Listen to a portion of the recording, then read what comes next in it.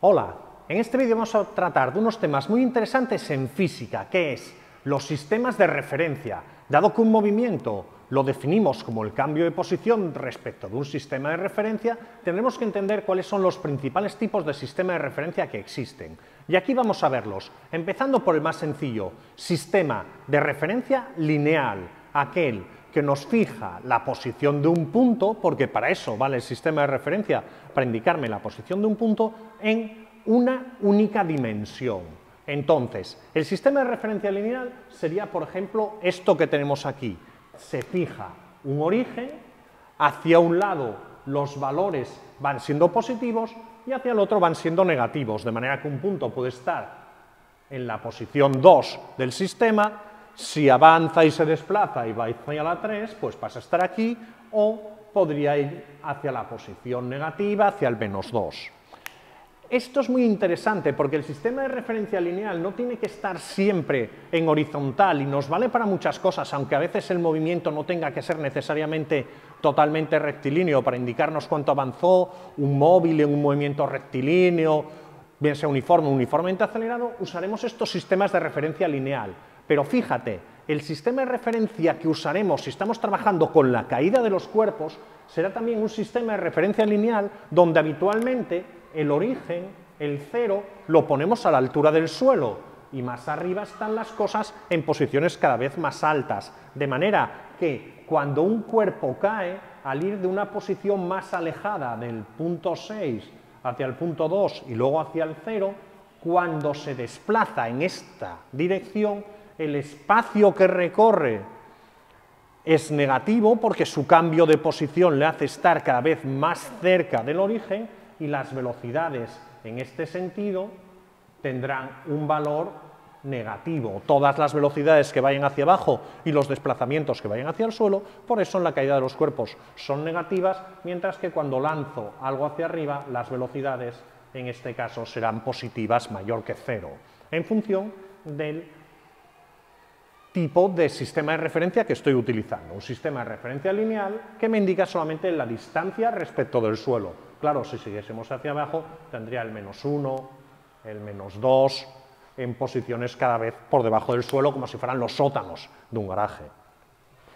¿Cuál es el siguiente tipo de referencia? Este tipo de sistema de referencia es el sistema de referencia cartesiano. Cuando tenemos que fijar la posición de un punto en un plano, no me vale un eje, necesito dos. Seguro que estás muy habituado a las coordenadas de un punto con un sistema que tiene un origen, un eje X o eje de abscisas y un eje Y o eje de ordenadas. Y la posición de un punto en este plano, por ejemplo, si tengo un punto aquí, este punto A se fijaría su posición por la primera coordenada 3 y la segunda coordenada de este punto sería 1. Y en cambio, si tuviese un punto aquí, este punto B, sus coordenadas serían menos 1, 2.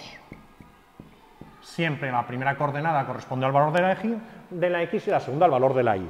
Ojo, que aquí es muy interesante porque el desplazamiento, en este caso, se mediría siempre con vectores. El vector que va desde A hasta B, que tiene su origen en uno, y el extremo en el otro. Y este sistema de coordenadas cartesiano con dos ejes da lugar a dos coordenadas, nos permite colocar puntos en un plano. Pero aunque este sea el tipo de sistema más habitual para fijar puntos en un plano, el sistema de coordenadas cartesiano, no te pienses que es el único. Existe también el sistema que se llama de coordenadas polares. ¿Cuáles son las coordenadas polares? Pues aquí tengo también un origen, pero si quiero fijar las coordenadas de este punto A respecto al origen, lo haré no por los ejes X e Y, sino por el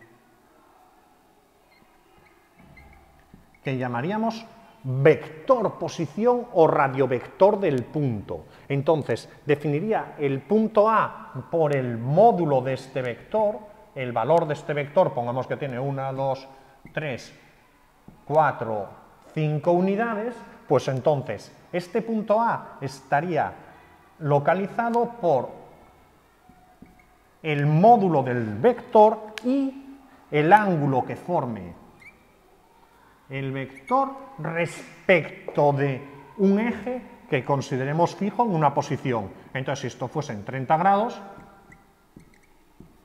este punto sería el 5, 30 grados. Estas coordenadas polares también podría dar el ángulo en radianes, y entonces sería 5 pi sextos. Si mido el ángulo en radianes, 30 grados son pi sextos. Entonces, las coordenadas de un punto serían por la longitud o módulo de su vector posición o radiovector y el ángulo. Ojo, interesante, el ángulo se mide siempre en sentido antihorario, de manera que si tuviese un punto aquí, este punto B, pues podría ser, si esto fuesen 2 unidades, podría ser el 2, pongamos que estos son 120 grados, sería 2, 120.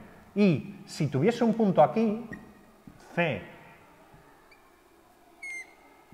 pongamos que tuviese 3 unidades este vector, su ángulo lo mediría así. Perdón. Su ángulo lo mediría desde aquí hasta aquí. Por lo tanto, este ángulo podría ser el 3, pongamos que esos son 330 grados, dado que mido el ángulo en sentido antihorario.